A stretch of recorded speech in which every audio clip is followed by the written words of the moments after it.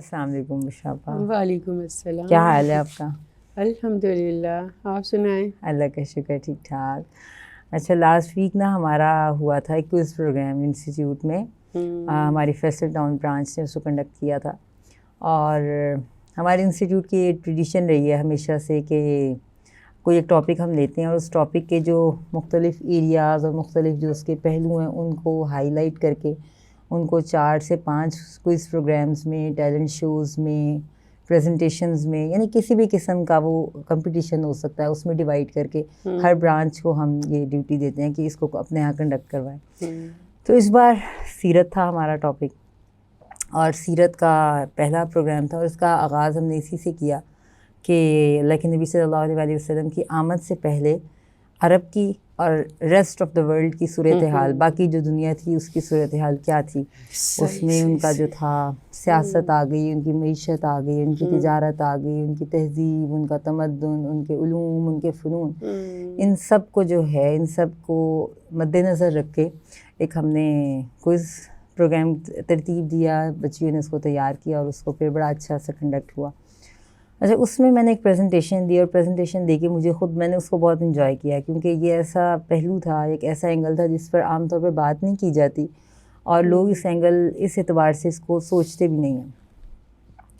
وہ اینگل یہ تھا کہ ہمیں جب ہم دیکھتے ہیں کہ عرب میں اللہ کے نبی صلی اللہ علیہ وسلم کی بعثت ہوئی اور ہمیں لگتا ہے شاید دنیا میں اس وقت صرف عرب کا ہی وجود تھا. ہاں نہیں، بالکل صحیح آپ نے کہا کہ وہ واقعی ایسے لگتا ہے کہ جیسے اور ارد گرد کوئی اور کچھ بھی نہیں تھا، کچھ بھی نہیں تھا، صرف ایک عرب ہی اور وہی ایک خطہ ہے. اس کے آس پاس کی جو نا وہ کچھ بھی نہیں ہے، اس کے آس پاس ایسا کچھ بھی نہیں ہے اور آس پاس کوئی ایسی نہ کوئی سویلائزیشنس تھیں، نہ کوئی ایسے ملک تھے، نہ کوئی ایسی سپر پاورس تھیں. تو اس وجہ سے ہم جو ہے ہم اس کو عام طور پہ سیرت نگاروں نے بعض جگہوں پر اس چیز کو ہائی لائٹ کیا لیکن وہ کم ہے. اکثر جو ہے نا وہ سٹارٹ یہیں سے ہوتا ہے، عرب کے یہ حالات تھے اور پھر اس میں ضرورت تھی ایک نبی کے آنے کی تو اللہ تعالیٰ نے نبی کو مبعوث کیا. لیکن سوال یہ پیدا ہوتا ہے کہ نبی کو عرب میں ہی کیوں مبعوث کیا؟ بالکل یہ سوال بنتا ہے، ویلڈ ہے نا، سوچنے والی بات ہے. حالانکہ اگر ہم دیکھیں اس اعتبار سے اس وقت جو ہے ایران تھا، روم تھا، یونان تھا، یمن تھا، بڑی بڑی سپر پاورز تھیں اور ان کے درمیان کلیشز تھے اور ان کے درمیان جو ہیں وہ کانفلکٹس تھے. اور پھر یہ جو سپر پاورز تھیں یہ حقیقی معنوں میں سپر پاورز تھیں اس طور پر کہ ان کے پاس سویلائزیشن تھی، ان کے پاس ان کی ایڈمنسٹریشن تھی، ان کے پاس ان کا اپنا ایک سسٹم تھا جس کو لے کے وہ چل رہے تھے. جبکہ عرب کے پاس کوئی اپنا سسٹم نہیں تھا، قبائلی سسٹم اور اس طرح کچھ سویلائزیشن نہیں تھی. میں آپ کو مزے کی بات بتاؤں، دنیا کی اگر ہم ہسٹری کو پڑھیں جو ہمارے پاس میسر ہے اس میں تقریباً ہمیں 22 سویلائزیشنس کا ذکر ملتا ہے اور ان میں سے ایک بھی سویلائزیشن جو تھی وہ عرب سویلائزیشن نہیں ہے. اچھا، عربوں کی سویلائزیشن کب وجود میں آئی؟ جب اللہ تعالیٰ نے نبی اکرم صلی اللہ علیہ وسلم کو ان کے یہاں مبعوث کیا اور اللہ کے نبی صلی اللہ علیہ وسلم کی بعثت سے دین ان کے پاس آیا اور پھر جو اسلامک سویلائزیشن ان کے ہاں جس نے پھر ایک رواج پایا اور پھر وہ ایک اس نے جنم لیا اور پھر وہ ایک ایولیوشنری پیریڈ سے گزر کر ایک بہت وہ اس پر گئی، عروج پر اور پیک پر گئی اور پھر پوری دنیا اس کے انفلوئنس کے اندر آئی. لیکن جب تک ان کے پاس اسلام کی دولت نہیں تھی ان کے پاس they have no culture, they have no civilisation, they have nothing, they have no system. ان کے پاس کوئی سسٹم نہیں تھا. وہ ایک گروہ تھا، جیسے ریوڑیوں بکریوں کا ایک گروہ ہوتا ہے، ایک ریوڑ ہوتا ہے، ایک جو ہے گروہ دوسرے پر قابو پا لیتا تو وہ اس کو زیر کر لیتا، دوسرا پہلے پر قابو پا لیتا وہ پہلے کو زیر کر لیتا. اس طرح کی وہ ایک بے ہنگم سی اور بالکل جو ہے وہ کہنا چاہیے کسی اصول قاعدے کے بغیر زندگی گزار رہے تھے. اور اس کے مقابلے میں باقی دنیا کی اگر ہم بات کریں تو باقی دنیا میں آپ دیکھیں تب تھا روم تھا اور روم واقعی اس وقت کی سپر پاور تھی اور اس کے ساتھ ساتھ ایران تھا اور ان دونوں کے درمیان جو تھا وہ جنگ اور وہ کشمکش اور وہ کانفلکٹ جاری تھا. ایران کے ہاں جو تھا وہ اسپریچولیزم بہت زیادہ تھا، ان کے ہاں جو ہے وہ روحانیت، تصوف، یہ سارا ان کے ہاں بہت تھا. اور دوسری طرف اگر ہم روم کی بات کریں تو روم کے میں جو یونانی علوم تھا، یونان سے جو فلسفی تھی وہ اس کے براہ راست اس کے انفلوئنس میں تھے. یونان ہمیشہ سے جو ہے وہ اس کا مرکز رہا ہے، سینٹر رہا ہے. یہاں کے بڑے بڑے فلاسفرس ہیں جس میں جو ہیں یہ ایرسٹوٹل ہیں، سوکریٹ ہے، پھر اس کے علاوہ اور بڑے بڑے فلسفی ہیں جو ہمیشہ سے جو ہیں وہ تاریخ کے صفحات میں محفوظ ہیں. اور جب فلسفے کی بات آتی ہے تو انہی فلسفیوں کا نام سب سے پہلے ذہن میں آتا ہے. تو یہی فکر جو تھی، یہ جو رومی تھے یہ براہ راست ان سے متاثر تھے، انڈر انفلوئنس تھے. اور پھر دوسری بات یہ کہ یہاں پر کرسچینٹی تھی، اور کرسچینٹی میں ہمیشہ سے آپ کو پتہ ہے کہ ان کے ہاں جو ہے ان کے انسٹیٹیوشنز بہت مضبوط رہے ہیں. حضرت عیسیٰ کو جب اللہ تعالیٰ نے آسمانوں میں بلند کیا تو اس کے بعد سے ہی جو ان کا انسٹیٹیوشن تھا، ان کا ریلیجیس انسٹیٹیوشن جس کو کلیسا کا نام ہم دیتے ہیں، ان کے ہاں وہ ہمیشہ سے بہت مضبوط تھا. اس کی ہمیشہ سے ایک گرپ تھی پورے معاشرے کے اوپر. ایون جو ان کا جو کنگ تھا اس کے اوپر بھی اس کی پوری گرپ تھی. تو ان کے انسٹیٹیوشن، ان کے ادارے، ان کے ایڈمنسٹریشن بہت زیادہ اسٹرانگ تھی. تو یہ دو بڑی سپر پاورز تھیں، سسٹم، انسٹیٹیوشن، ادارے، culture, civilisation, they have all things. اور اس کے مقابلے میں اگر ہم بات کریں تو عرب کے پاس کچھ بھی نہیں تھا. اور یہی جو ہے تقریباً ہمارا وہ ٹاپک تھا. بچیوں کو ہم نے یہ تو نہیں بتایا کہ اس کو جو ہے آپ انالائز کریں اور بتائیں کہ ایسا کیوں تھا، چونکہ انہوں نے ان حالات کو پڑھا تھا تو پھر اس کو سم اپ کرنے کے لیے ایک پریزنٹیشن دی گئی، اور پھر پریزنٹیشن بڑی وہ اچھی رہی الحمدللہ. تو بڑا اچھا اس کے اوپر ریسپانس بھی آیا ہوگا، اور بچیوں نے بھی اس چیز کو بہت زیادہ جو ہے انجوائے کیا ہوگا. بچے انہوں نے بڑا انجوائے کیا بالکل. اور جو ہے بڑا اچھا ان کو سمجھ میں آیا، کیونکہ پہلے سے وہ ان کی جو ہے ایک بیس گراؤنڈ بن گئی تھی نا، تو اس کے بعد جو ہے وہ بات بڑے اچھے سے سمجھ میں آئی تھی. تو اس میں پھر یہ ایک مزے کی بات یہ ہوئی کہ ایک کو انسیڈنٹ ہوا کہ یہ بالکل ربیع الاول کے مہینے میں اللہ کے نبی صلی اللہ علیہ وسلم کے ولادت کے دن سے 1 یا 2 دن پہلے کنڈکٹ ہوا. اور اس کو ہم نے کوئی پلان نہیں کیا تھا، ایک حسن اتفاق لیکن یہ وہ تھا. عجیب سی بات نہیں ذرا ہو گئی کہ وہ جیسے باقی لوگ 12 ربیع الاول میں خاص محفل میلاد اور یہ ایسی چیزیں کرتے ہیں، تو ہم نے جو ہے وہ اس طرح کر کے اگر وہ سیرت کانفرنس اور اس طرح کر لیا تو کچھ مشابہت سی نہیں ہو لگتی. بالکل ایسا ہی ہے. ہمارے ہاں عام طور پہ جو لوگ میلاد نہیں مناتے یا جو اس کو وہ یہ اس طرح کنڈیم کرتے ہیں، وہ اس طرح سے ربیع الاول کو منا لیتے ہیں. سیرت کانفرنس یعنی سیلیبریٹ کر لینا کسی نہ کسی طریقے سے، ادھر نہیں کان کو ادھر سے نہیں پکڑا ادھر سے پکڑ. بالکل ایسے. تو یہ والی چیز، یہ بات میرے ذہن میں تھی، میں نے اسی لیے آپ سے کہا نا یہ کو انسیڈنٹ تھا. ہم نے اس کو پلان نہیں کیا تھا، ہمارا یہ اس سے پہلے والے ویک میں پلان تھا. اور اس دن بائی چانس بارش ہو گئی، اور بارش اتنی زیادہ ہوئی کہ وہ پھر ہمیں اس کو پوسٹ پون کرنا پڑا. جب پوسٹ پون کر کے جو دن آیا وہ بالکل آئی تھنک 9 ربیع الاول کا دن تھا، جو ولادت کا جو مورخین جس پر اتفاق کرتے ہیں کہ 9 ربیع الاول ولادت کا دن ہے. تو وہ بس ایک حسن اتفاق تھا. ورنہ عام طور پہ واقعی آپ بالکل درست کہہ رہی ہیں، کلچر اچھا نہیں ہے. اگر ہم نے سیرت کانفرنس کرنی ہے، لیکن نبی صلی اللہ علیہ وسلم کے اخلاق، کردار، آپ کا جو سیرت بیان کرنی ہے، تو اس کے لیے ہم ربیع الاول کو کیوں خاص کریں؟ ہاں بالکل، وہ کسی پورے دن کو کسی مہینے کے ساتھ خاص کرنا، یہ نہیں، پورا سال ہے ہمارے پاس. ہم کسی بھی دن کسی بھی دن میں کسی بھی مہینے میں اس کو کر سکتے ہیں.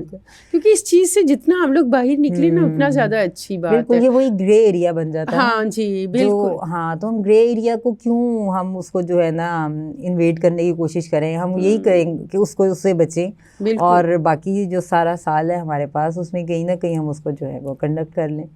تو یہ چیز بس اللہ کی طرف سے ایک تھا اتفاق کہ یہ ایسا ہوا. تو اللہ کے ہر کام میں حکمت ہوتی ہے، بہتری ہوتی ہے، مصلحت ہوتی ہے. بالکل. تو پھر اس میں جو ہے نا کچھ بلکہ میں آپ سے بھی شیئر کروں گی. ابھی جیسے میں نے آپ کو بتایا کہ 22 بڑی سویلائزیشن تھیں، ان میں کچھ تہذیبیں میں نے ان کو بتائیں. جیسے جو ہے سومیرک سویلائزیشن تھی، ایجپشین سویلائزیشن تھی، پھر اس کے بعد گریک سویلائزیشن تھی، پھر ایرانین سویلائزیشن تھی، پھر رومن سویلائزیشن تھی، اور پھر بیزنٹینین سویلائزیشن تھی. ان میں آپ دیکھیں یہ اس وقت کی جو top of the list civilisation تھی ان کا نام میں نے لیا. اس میں کہیں عرب کی تہذیب کا ذکر ہی نہیں ہے، کہیں ذکر ہی نہیں ہے. اور بالکل ایک سمجھے وہ ایک را مٹیریل تھا جس کو اللہ تعالیٰ نے اعزاز بخشا. اور ان سب کو چھوڑ کے جو علوم فنون کے میدان میں ایک خاص مقام پر پہنچ چکی تھی، اللہ تعالیٰ نے ان کو چھوڑ کے ایسی قوم کو یہ اعزاز بخشا جو دنیا میں اس کو کچھ حیثیت حاصل ہی نہیں تھی، یا دنیا میں ان کو کوئی ویلیو دی ہی نہیں جاتی تھی. تو بہرحال پھر اس میں نے جب پڑھا تاریخ کی کتابوں کو، سیرت کی کتابوں کو، تو اس میں انہوں نے عرب کے حالات بھی بتائے. عرب جو تھے وہ اس دنیا کی تو ہم نے بات کی کہ ان کے پاس یہ سب کچھ تھا, اس کے مقابلے میں عرب جاہل تھے. پھر یہ کہ ہاں یہ ایک چیز تھی کہ زبان دانی کے ماہر تھے, لیکن اور اشعار بہت ان کے ہاتھ تھی, پوئٹری تھی, شعر و شاعری میں ان کا بہت اپنا ایک لیکن مقام اس میں بے حیائی تھی بہت زیادہ. پھر بنجر زمین تھی, یعنی یہاں ان کے پاس جو ہے وہ اگر ہم دیکھیں بات کریں قدرتی وسائل کی, وہ بھی نہیں تھے. یعنی عرب کوئی فرٹائل ایریا نہیں ہے, یہ صحرا ہے, اور یہاں پہ کوئی زمین میں نے کچھ یہ کاشتکاری کر کے یا کچھ جو ہے وہ ایگریکلچر کے ذریعے کچھ اگا نہیں سکتے تھے. ان کا ذریعہ معاش کیا تھا کہ کچھ جو ہے وہ تجارت کر لی, لوگ ان کے پاس آتے تھے, یہ باہر جاتے تھے کیونکہ بیت اللہ ان کے پاس تھا, تو بس اسی تجارت لین دین کے تھرو جو ہے ان کا گزر بسر ہوتی تھی. مذہبی حالات یہ تھے کہ بتوں کو مانتے تھے, اور خانہ کعبہ کے اندر انہوں نے 360 رکھے ہوئے تھے. اس کے مقابلے میں اگر ہم بات کریں تو یہ جو تھے ہمارے اہل روم, یہ کرسچینٹی تھی ان کے ہاں, اور کسی حد تک یہ مونوتھیسٹ تھے. ان کو تصور تھا توحید کا کہ توحید کیا ہے, اللہ کہاں ہے, اللہ کون ہے. اور عرب جو تھے وہ بالکل اس سے بے پرواہ اور جاہل تھے. عرب کو جلی ہوئی زمین کے نام سے یاد کیا جاتا, کالے پہاڑوں کی وجہ سے. اور یہ اس میں جو ہے وہ انسان نما جانور رہتے تھے جو بات کا بتنگڑ بنانے میں دیر نہیں کرتے تھے. پھر اخلاقی طور پر ان میں بہت سی قبائلی تعصب بھی بہت تھا, کسی کے ساتھ لڑائی شروع ہو گئی تو لڑائی نہ ختم ہونے والا ایک سلسلہ شروع ہو جاتا تھا نا. بالکل وہ سسٹم ہوتا تو وہ کوئی سسٹم کے تابع ہوتے یا سسٹم میں باؤنڈ ہوتے, سسٹم ہی نہیں تھا. جیسے ہمارے یہاں پولیس کا سسٹم ہے, ہمارے یہاں جوڈیشری کا سسٹم ہے, اگر کوئی کسی پر زیادتی کرتا ہے بہت گئے گزرے حالات کے باوجود ہمارے پاس آپشن ہے ہم جا کے جو ہے وہ اداروں میں جا کے کمپلین کریں, تو ان کے پاس کچھ بھی نہیں تھا. پھر کسی خاص تہذیب کا ذکر نہیں ملتا. تو اس کا اب سوال وہی, پھر میں اگین اس سوال پر آؤں گی کہ یہ کیوں ہوا. اللہ تعالیٰ کی حکمت اور اللہ تعالیٰ کی جو مصلحت تھی وہ اللہ ہی بہتر جانتا ہے, لیکن اللہ نے ہمیں عقل اور فہم دیا ہے, تو سیرت نگاروں نے اس سے فائدہ اٹھا کے اس سوال کا جواب دینے کی کوشش کی ہے. اس میں جو سب سے پہلا جواب دیا جاتا ہے, یعنی سب سے جو اہم وجہ بیان کی جاتی ہے وہ یہ کہ وہ کہتے ہیں کہ دنیا جو ہے وہ دنیا کے بالکل سینٹر میں واقع ہے. بالکل مکہ, سوری میں بھی یہی لگی تھی کہنے کہ ایک چونکہ یہ بالکل سینٹر میں واقع ہے, سینٹر میں ہونے کی اور اگر ہم دنیا کے میپ کو دیکھیں تو یہ بالکل جو ہے نا درمیان میں ہے, سینٹر میں اللہ تعالیٰ نے اس کو جو ہے وہ بنایا ہے. اور بیت اللہ ان کے پاس ہے, دنیا کا مرکز ہے, دنیا کا اپنا گھر ہے, دنیا کا جو یہ مرکز تھا. تو اللہ تعالیٰ نے آخری پیغام کے لیے اور آخری ہدایت کے لیے دنیا کے اس حصے کو چنا جو دنیا کے مرکز میں واقع تھا, جہاں لوگوں کا آنا جانا تھا, لوگوں کی آمد و رفت تھی, لوگوں کا ایک وہ اس کے ساتھ جڑا ہوا تھا, یعنی عقیدہ جڑا ہوا تھا بیت اللہ کے ساتھ, لوگوں کی عقیدت جڑی ہوئی تھی اس کے ساتھ. یعنی بہت بڑی وجہ جو ہے نا وہ ان کا سینٹر میں, دنیا کے سینٹر, ان کا جو جیوگرافیکل اسٹیٹس تھا ایک بہت بڑی وجہ یہ تھی. اللہ تعالیٰ نے قرآن میں جو فرمایا نا لِتُنذِرَ أُمَّ الْقُرَىٰ وَمَنْ حَوْلَهَا, تو بعض مفسرین نے اس کی یہ تفسیر بیان کی ہے کہ ام القریٰ مکہ ہے, اور ومن حولها جو سینٹر میں ہے, آس پاس کا جتنا ایریا ہے وہ پھر آپ ان کو بھی ڈرائیں. اور پھر یہ جو ہے یہ 3 کانٹیننٹس ہیں, ایشیا, یورپ اور افریقہ. جزیرہ نما بھی ہے, بالکل آپ کے کہنے سے میرے ذہن میں یہ بھی ایک پوائنٹ آیا کہ جزیرہ نما. بالکل یہ بھی ہے, یہ بھی اس پہ ہم پھر بات کرتے ہیں. یہ 3 جو بڑے کانٹیننٹس ہیں, ایشیا, یورپ اور افریقہ, اس کا جو سینٹر پوائنٹ ہے, یعنی ادھر سے ان تینوں کانٹیننٹس کو جو ہے وہ راستہ ملتا ہے, اور یہاں سے دنیا کے ان تمام تہذیبوں, ان تمام کانٹیننٹس کے ساتھ رابطہ ممکن تھا. اور پھر ہم ہسٹری شاہد ہے اس بات کے اوپر کہ صحابہ نے یہ جو اس کا تھا جیوگرافیکل اسٹیٹس, اس سے فائدہ اٹھا کے ان 3 بڑے اعظموں میں یہ گئے, افریقہ تک گئے, ادھر سے یورپ تک گئے, پھر ایشیا میں تو خود یہ موجود ہے, تو ایشیا کے سارے کونوں میں, ایسٹ ویسٹ ہر جگہ یہ صحابہ کرام پہنچے.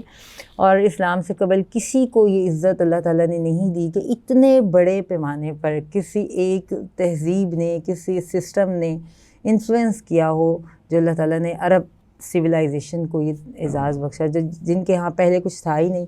عرب آیا تو وہ ایسا جاندار تھا اور ایسا شاندار تھا کہ اس نے پوری دنیا کو اپنے انفلوئنس میں لے لیا. تو یہ ایک بہت بڑا اس کا جو ہے وہ وجہ ہے. پھر دوسری بات جو آپ ابھی بات کر رہی تھیں, جزیرہ نما ہے, تین اطراف سے یہ سمندر میں گھرا ہوا ہے اور پھر ایک سائڈ پہ پہاڑ ہے. پھر وہ ہوا اس وجہ سے یہ کہ کسی کو جو ہے نا ادھر آنے کی ضرورت ہی نہیں ہوئی, ہمت ہی نہیں ہوئی. یعنی باہر سے کسی بھی قوم نے یہ کوئی کشش ہی نہیں, اٹریکشن ہی نہیں محسوس ہوئی. ایک تو ان کے پاس وسائل نہیں تھے, جائیں بھی تو کیا لینے جائیں, کیا کرنے. یعنی ان کا خیال تھا کہ ایسے وحشی سے اور وہ بالکل وہ جانوروں کی طرح کی زندگی گزارنے والی قوم ہے, ان کے پاس جا کے ہمیں مل کیا سکتا ہے. دوسری بات یہ کہ ان کا جو تھا اس طرح کا جغرافیہ ایسا تھا کہ یہ آ ہی نہیں سکتے تھے باہر سے, کوئی حملہ آور ان کے پاس اوپر آ کے حملہ ہی نہیں کر سکتے تھے, ان کو انویڈ نہیں کر سکتے تھے. اس وجہ سے یہ ہمیشہ آزاد رہے, بالکل ذہنی طور پہ, عقلی طور پر. پھر اس کے علاوہ یعنی کسی کے انڈر ہی نہیں رہے نا, کے زیر اثر نہیں آئے. یہ ایک بہت بڑی بات تھی. یعنی یہ ہمیشہ جو ہے نا ان کی سوچ, ان کی فکر جیسی بھی تھی وہ آزاد تھی. چیز انسان کی پوری زندگی کے اوپر نا یہ چیز جاتی ہے کہ جو آزاد ہو. بالکل. اور جو غلامی ہوتی ہے نا, غلامی کا آپ یہ دیکھو کہ اینڈ تک انسان غلام ہی رہتا ہے, ذہنی طور پہ غلام رہتا ہے. آج ہم پاکستان کے مسائل کی بات کرتے ہیں, وہی فوراً ہی میرے ذہن میں یہی بات آئی ہے. بالکل سب سے بڑی وجہ کہ انگریزوں سے آزاد ہوئے ہوئے آپ یہ دیکھو ہمیں اتنے سال ہو گئے اور آج بھی ہم ذہنی طور پہ مفلوج ہیں. ہم اگر اپنا سلیبس دیکھیں, ہر جگہ پہ جو ہے نا وہ انگریزی کے اندر ہم دبے ہوئے ہیں. ان کی تہذیب, ان کا کلچر, ان کا سسٹم, ہم اتنے زیادہ ان سے متاثر ہیں اور ان کے انفلوئنس میں ہیں کہ ہم آزادانہ سوچ ہی نہیں سکتے. سوچ ہی نہیں ہے, ہماری سوچ ہی ختم ہو جاتی ہے. ہم یہ اب فیل ہی نہیں کرتے کہ اب ہم فزیکلی ان کے انڈر نہیں ہیں, اب ہم ان سے آزاد ہو چکے ہیں, اب ہم آزادانہ فیصلے کریں. بالکل. وہ جو عرصہ ہم نے گزارا تھا ان کی غلامی کے اندر, ہم اس سے باہر ہی نہیں آ پا رہے. جیسے وہ حضرت موسیٰ علیہ السلام کے نہیں ہے کہ وہ وادی تیغہ میرے 40 سال تک, اور وہ ان کی نسل مر کھپ گئی, نئی نسل ہوئی, پروان چڑھی, پھر ان کے اندر وہ سوچے. ہمارے ساتھ بھی لگتا ہے وہی والا معاملہ. یہی معاملہ ہے. بنی اسرائیل وہاں پر رہے, پھر اللہ تعالیٰ نے عزت دینا چاہیے, وہ عزت انہیں راس ہی نہیں آئی, ہم تو نہیں جا سکتے. بالکل. فَصَبْتَ وَرَبُّكَ فَقَاتِلَا إِنَّهَا قَاعِدٌ, اللہ نے سزا دی, ٹھیک ہے. اور اس سزا کی حکمت مفسرین کیا بیان کرتے ہیں کہ ٹھیک ہے وہاں پہ جا کے پھر یہ جو ان کی وہ نسل جو ذہنی غلام تھی وہ پھر مر کھپ کے نئی نسل جو صحرا کے آزاد ماحول میں پروان چڑھی, انہوں نے پھر جا کے دوبارہ سے اس کو حاصل کیا. تو یہ ایک ان کی بہت بڑی بلیسنگ تھی, وہ جس کو کہتے ہیں بلیسنگ ان ڈسگائز والی بات تھی. اور اقبال کہتے ہیں کہ تھا جو ناخوب بتدریج وہی خوب ہوا کہ غلامی میں بدل جاتا ہے قوموں کا ضمیر. تو یہ غلامی میں کبھی نہیں رہے.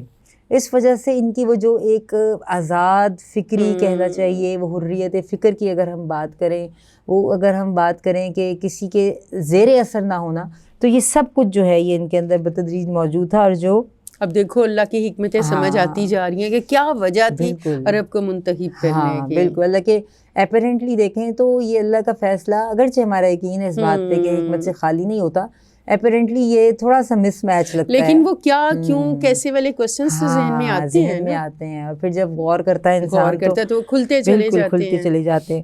تو پھر یہ ان کی جو سادگی, ان کا جو پھر اخلاقی مہمان نوازی, ان کی اخلاقی ان کا اخلاق دیکھ لیں. بالکل. اور پھر اس وجہ سے آپ دیکھیں کہ ان کے ہاں نا وہ بالکل مصلحت نہیں تھی. ہم جو غلامی میں رہنے کی وجہ سے ہمارے ہاں بزدلی آ جاتی ہے, مصلحت آ جاتی ہے, منافقت آ جاتی ہے, سب سے بڑی بات منافقت, ہائپوکریسی آ جاتی ہے, وہ نہیں تھی ان کے اندر. سوٹیبل جو ورڈ ہے نا وہ منافقت ہے. تو مکہ میں اللہ تعالیٰ نبی کریم صلی اللہ علیہ وسلم کو بھیجا, مکہ میں نفاق کا, منافقت کا کوئی سوال ہی نہیں تھا. مدینہ میں گئے, وہاں پہ جا کے منافقین کا طبقہ وجود میں آیا, اور وہاں پہ بھی حالات ہمیں سمجھ میں آتے ہیں. وہ ان کو جب غلامی میں رہنا پڑا تو وہ نفاق ان کے اندر پیدا ہوا. اللہ کے نبی صلی اللہ علیہ وسلم نے آ کے جب وہ مدینہ کی سنبھالی, ایڈمنسٹریشن سنبھالی, اب جو لوگ اس کو پسند نہیں کر رہے وہ پھر منافقت پر مجبور ہوئے. یہ حالات مکہ کو درپیش ہی نہیں ہوئے, اس لیے ان کے یہاں منافقت ہی نہیں تھی. اور واقعی سچی بات ہے, دیکھو سوچنے پہ پتہ چل رہا ہے آج بھی مکہ میں منافقت نہیں ہے. ہاں ٹھیک ہے, وہ مزاج کے سخت ہیں, جو بات ہوتی ہے وہ ایسے اور جو کہتے ہیں وہ کر کے دکھاتے ہیں. بالکل. یہ نہیں ہم نے تو بات کہی تو ہمیں پتہ ہوتا ہے کہ جی ہم ادھر ادھر سے بچا کے نکل جائیں گے, انشاءاللہ کہہ کے جان چھڑا لیں گے. بالکل انشاءاللہ جب کام جو نہیں کرنا ہوتا اس پہ ہم لوگ انشاءاللہ کہہ دیتے ہوتے ہیں. بالکل. تو پھر میں بڑی دفعہ اس پہ بھی حیران ہوتی ہوں. ابو طالب کو اللہ کے نبی صلی اللہ علیہ وسلم آخر وقت تک کہتے رہے کلمہ پڑھ لیں, کلمہ پڑھ لیں, کلمہ پڑھ لیں. اب وہ چاہتے تو وہ چپکے سے کان میں پڑھ دیتے, آپ کے کان میں پڑھ دیتے, کسی کو نہ بتاتے. لیکن وہی بات کہ ان کے پاس ان کو یہ پتہ ہی نہیں تھا کہ وہ بات کرنی ہے جو لوگوں سے چھپا کے کرنی ہے. مصلحت کس چڑیا کا نام ہے, منافقت کس کو کہتے ہیں, انہیں پتہ ہی نہیں تھا اس کا. اللہ کے نبی صلی اللہ علیہ وسلم قریش سے کہتے رہے قولوا لا الہ الا اللہ تفلحوا, قولوا لا الہ الا اللہ تفلحوا. زبان سے پڑھ دیتے, ہم نہیں پڑھ دیتے.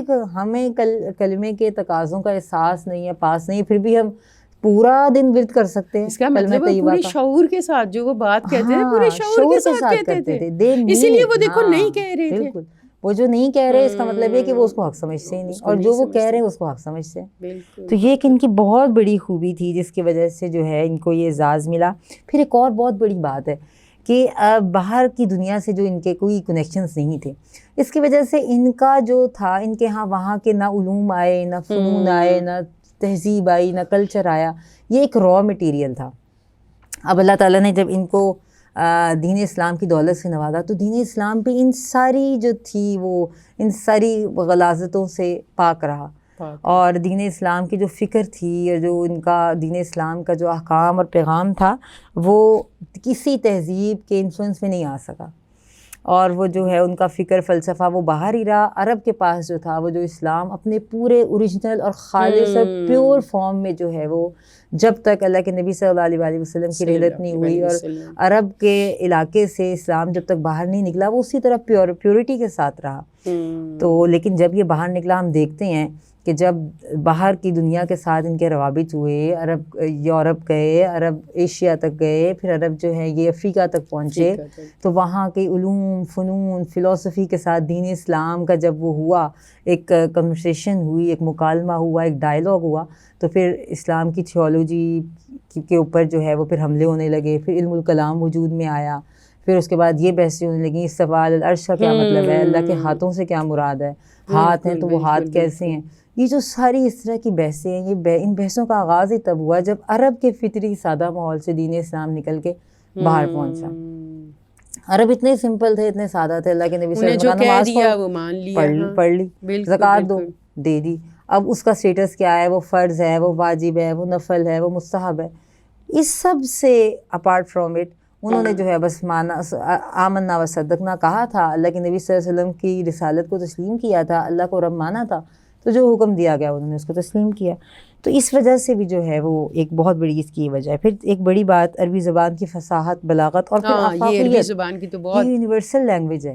تو قیامت تک کے لیے اللہ نے جس پیغام کو محفوظ رکھنا تھا اس کو اس زبان میں بھیجا جانا ضروری تھا جو قیامت تک محفوظ رہ سکے, اور اتنی زیادہ اس کے اندر کیپیسٹی ہو, وسعت ہو کہ قیامت تک آنے والے جتنے مسائل ہیں ان مسائل کا وہ حل دے سکے.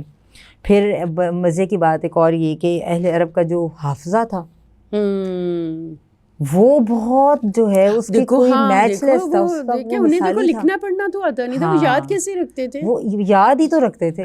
یہ بلکہ وہی بات صرف وہی زبانی سن لیا اور اس کو یاد کر. ہم تو جب لکھتے ہیں نا آدھی تو ہماری چیز ادھر چلی جاتی ہے نا, ہماری آدھی صلاحیت تو لکھنے میں نکل جاتی ہے اور یاد رکھنے کی صلاحیت زیرو ہو جاتی ہے. ابھی دیکھیں میں کھول کے جو ہے میں نے سلائیڈز کھول نہیں وہی یہ دیکھو نا سمپل, جیسے اب اپنے ہم بڑوں کو دیکھتے ہیں وہ کیا کرتے تھے, زبانی حساب کتاب سارے کر لیتے ہوتے تھے. انہیں یہ جو ٹیبلز ہیں وہ پہاڑے انہیں سارے زبانی یاد ہوتے تھے, سارا حساب کر لیتے تھے. آج اگر ہم دیکھیں تو بچوں کو پتہ ہی نہیں ہے, کوئی چیز ہو تو کیلکولیٹر آئے گا, اس سے جو ہے وہ کریں گے. فون نمبر نہیں یاد ہوتے, فون نمبر نہیں یاد ہوتے. یہ تو یہ موبائل کے آنے سے جو ہے نا فون نمبر بھول جاتے ہیں. پہلے کیسے ہم لوگ یاد رکھتے تھے. جتنا زیادہ آپ ٹیکنالوجی پر ڈیپینڈنٹ ہوتے ہیں اتنی زیادہ آپ کی جو صلاحیت ہیں اور آپ کی کیپیسٹی کم ہوتی جاتی ہے. بالکل بالکل.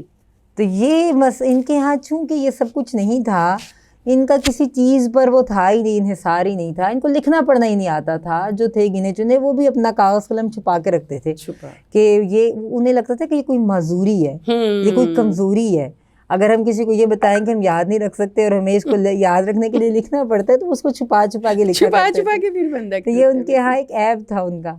تو جس کا فائدہ یہ ہوا, ان کا حافظہ بہت مثالی تھا. اور پھر قرآن مجید کی حفاظت کے جو دو بڑے ذرائع ہیں قرآن اور حدیث, دو بڑے ذرائع میں سے علماء نے جس ذریعے کو زیادہ اہمیت دی ہے کتابت اور حافظہ میں سے، حفظ جو ہے اس کی اہمیت کتابت سے زیادہ ہے. یہ اپنی یہ پوری ایک الگ ڈبیٹ ہے، بالکل اس کے اوپر ڈبیٹ کی جا سکتی ہے. حفظ کی اہمیت کتابت سے زیادہ ہے. تو عرب کا وہ جو حافظہ تھا وہ قرآن مجید کی حفاظت کے لیے اور پھر حدیث مبارکہ کی حفاظت کے لیے بہت ایک بڑا اکبر. دیکھو ذرا اللہ تعالیٰ نے یہ اب وہ سب دیکھو پہلو سامنے آ رہے ہیں نا، سامنے آ رہے ہیں. اللہ کا کوئی کام حکمت سے خالی نہیں ہے. بالکل بالکل ایسی ہے.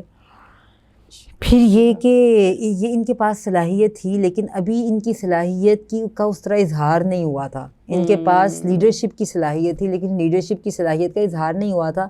باقی ساری اقوام اس صلاحیت کا اظہار کر کے دنیا کے سامنے لوہا منوا کے دنیا کو رول کر چکی تھی.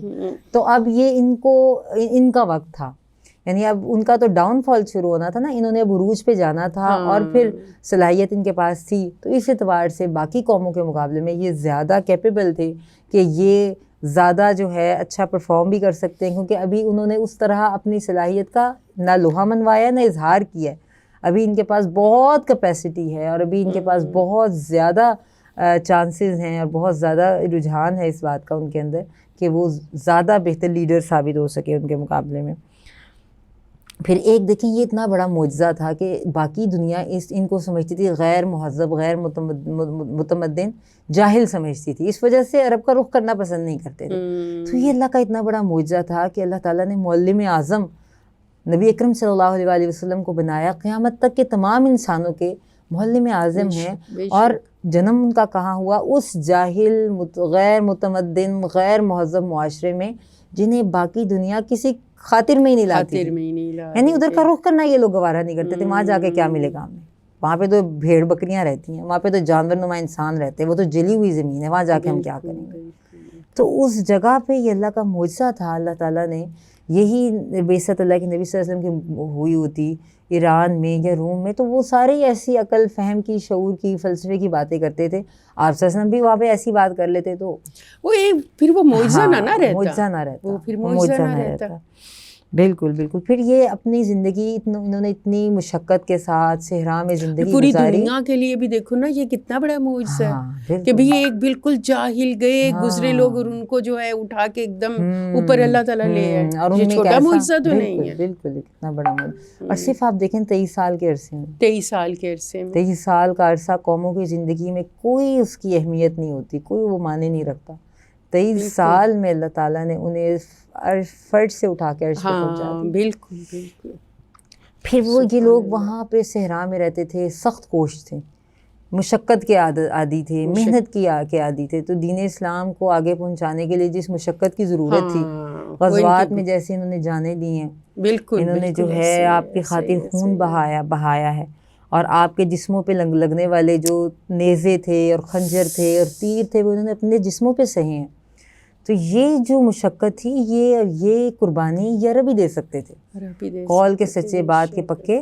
آپ صلی اللہ علیہ وسلم مکی دور میں بھی آپ دیکھیں نا، عدی بن مطعم سے آپ نے کہا کہ مجھے امان دو. عدی بن مطعم جو ہیں وہ مسلمان نہیں ہیں، لیکن آپ کی ان کی امان میں جب آپ صلی اللہ علیہ وسلم طائف سے مکہ تشریف لائے ہیں تو کسی کو ضرورت نہیں ہوئی کہ عدی بن مطعم کی امان میں آنے والے رسول کو کچھ کہہ سکے، اللہ کے سارے جان کے دشمن بیٹھے ہوئے. تو یہ ساری ایسی چیزیں تھیں جس میں جو ہے نا ایسے فیکٹرز تھے جس پر جب میں نے غور کیا اور پھر میں نے اس کو پریزنٹ کیا تو مجھے میں نے خود اس چیز کو انجوائے کیا. اور پھر اس سے بہت اہم کچھ جو ہیں وہ لیسنس نکلتے ہیں. جیسے یہ بات کہ عربوں کی اگر ہم اس ہسٹری کو دیکھیں اور یہ ان کا جو عروج و زوال کی جو داستان ہے اس پر ہم غور کریں اور آج کے حالات سے اگر ہم ان کو ریلیٹ کریں تو ہمیں لگتا ہے کہ ہم مسلمان جو ہیں وہ مار اس لیے کھا رہے ہیں کہ ہم ٹیکنالوجی میں پیچھے ہیں، ہمارے بچے سائنسز نہیں پڑھتے. انڈیا جو ہے اس نے چاند پر قدم رکھ دیا ہے، ہمارے ہاں جو ہے وہ کوئی ایسا اور ہم لوگ اسی کو اپنی کمزوری بنا رہے ہیں، اور اسی کو جو ہے ہم اپنی کمزوری اسی کے پیچھے لگے ہوئے ہیں کہ ہم ادھر چلے جائیں، ہم یہ کر لیں اور ہم شاید اوپر چلے جائیں. بالکل. حالانکہ اس کہانی پہ، عربوں کی اس کہانی پر غور کریں تو کیا سمجھ میں آتی ہے کہ کسی قوم کے عالمی عروج کے لیے یا دنیا میں اس کو سپر پاور بننے کے لیے اس کے یہ ٹیکنالوجی، علوم، فنون، سائنسز نہیں بلکہ اس کے روحانی خصائص ہیں. روحانی بالکل. اللہ تعالیٰ نے قرآن میں فرمایا نا ان ھذا القرآن یہدی للتی ہی اقوم ویبشر المؤمنین الذین یعملون الصالحات ان لهم اجرا کبیرا. تو صحابہ کا جو اس وقت اسٹرینتھ تھی سب سے بڑی وہ کیا تھی کہ انہوں نے قرآن مجید کو تھام لیا تھا. ان چیزوں کی اہمیت ہے، لیکن ان چیزوں کی اہمیت اس کے بعد ہے. آپ علوم میں ترقی کریں، فنون میں ترقی کریں، آپ اپنے بچوں کو جو ہے سائنس ٹیکنالوجی میں آگے لے کر آئیں، لیکن اس سب سے پہلے قرآن مجید کو تو تھامیں. وہ ہماری ایمانی حالت جو ہے نا وہ بہت کمزور ہے. بالکل بالکل، ہمارے اندر سے روحانیت، اقدار، وہ سب کچھ جو ہے نا وہ ختم ہو گیا. وہ جو دین ہمارے اندر پیدا کرنا چاہتا ہے وہ سب ختم ہو گیا ہے، وہ ختم ہو گیا. ہماری ساری کی ساری توجہ مردہ جسم لگ رہے ہیں اور روح جو ہے وہ مر چکی ہوئی ہے. مادی ترقی، مادی وسائل، مادی علوم، ہر طرف مادیت پرستی. تو عربوں کو دیکھیں 23 سال کے عرصے میں ان کی کایا کیسے پلٹی. کیا انہوں نے جو ہے کوئی وہ ٹیکنالوجی میں بہت آگے نکل گئے تھے؟ کیا ان کے بچے سائنسز پڑھنے لگ گئے تھے؟ کیا ان کے بچے علوم و فنون میں جو ہے انہوں نے مہارت حاصل کر لی تھی؟ کچھ بھی نہیں تھا ایسا. اللہ کے نبی صلی اللہ علیہ وسلم پر ایمان لائے تھے اور صحیح معنوں میں ایمان لائے تھے. قرآن کو تھاما تھا صحیح معنوں میں جو ہے. تو ہمارے اگر انہوں نے اس وقت کلمہ نہیں پڑھا تو وہ نہیں پڑھا کیونکہ انہوں نے عمل نہیں کرنا تھا. لیکن جب پڑھا تو پھر پورے شعور کے ساتھ پڑھا. آج ہمارے اندر یہی کمی ہمارے دیکھیں نا یہی کمی ہے. ہم پورا دن کلمہ طیبہ کا ورد کریں گے. اب یہ ہمارے ہاں جو میلاد پر جو کچھ ہوتا ہے، اب یہ کتنی بڑی منافقت ہے ہماری کہ ہم نبی سے محبت کا دھم بھرتے ہیں، ہم بازار سجاتے ہیں، مسجدیں سجاتے ہیں، ہم اس پہ پیسہ لگاتے ہیں، ہم لائٹس لگاتے ہیں، لیکن اسی دن کی نمازیں اگر آپ کسی سے پوچھیں تم نے نماز پڑھی، اللہ ماشاء اللہ جواب یہ ہوگا نماز کچھ بھی نہیں. نماز یہی منافقت ہے نا، یہی منافقت ہے جو ہماری قوم کو کھا گئی ہے. اور ہم صرف زبانی کلامی جو ہے وہ ہمارے دعوے بھی ہیں، محبتیں بھی ہیں، ہم سارا کچھ کھوکھلے دعوے. تو بس یہ خوش کرنے کی کوشش کر رہے ہوتے ہیں، لیکن وہ خوش کیسے کرنا ہے وہ نہیں پتا، کیسے کرنا ہے نہیں پتا. ہمیں اپنا فوکس، ہمیں اپنا وین بدلنے کی ضرورت ہے کہ ہمارا اصل جو خرابی ہے یا اصل جو مسئلہ ہے وہ کیا ہے. وہ جب اس کو ہم آئیڈینٹیفائی کر لیں گے، اس کو ڈائگنوز کر لیں گے، اس کو پکڑ لیں گے، اس کے حل کی طرف جائیں گے، پھر باقی ساری چیزیں جو ہیں وہ اللہ تعالیٰ ہمیں ایک ایکسٹرا ایڈوانٹیج کے طور پہ خود بخود دے دے گا. پھر وہ ٹھیک بھی ہوتا ہے. تو جب تک آپ اس کو جو ہے اصل خرابی کو نہ پکڑے، اصل مرض کو نہ پکڑے، تو بے شک ڈھیر دوائیاں کھا لے، کیا وہ پیشنٹ ٹھیک ہو جائے گا؟ کبھی بھی نہیں ایسے ٹھیک ہوگا. اللہ تعالیٰ بس ہمیں علم توفیق دے، سمجھنے کی، صحیح فہم دے، دین کا صحیح فہم اللہ تعالیٰ صحیح فہم دے. وآخر دعوانا الحمدللہ رب العالمین.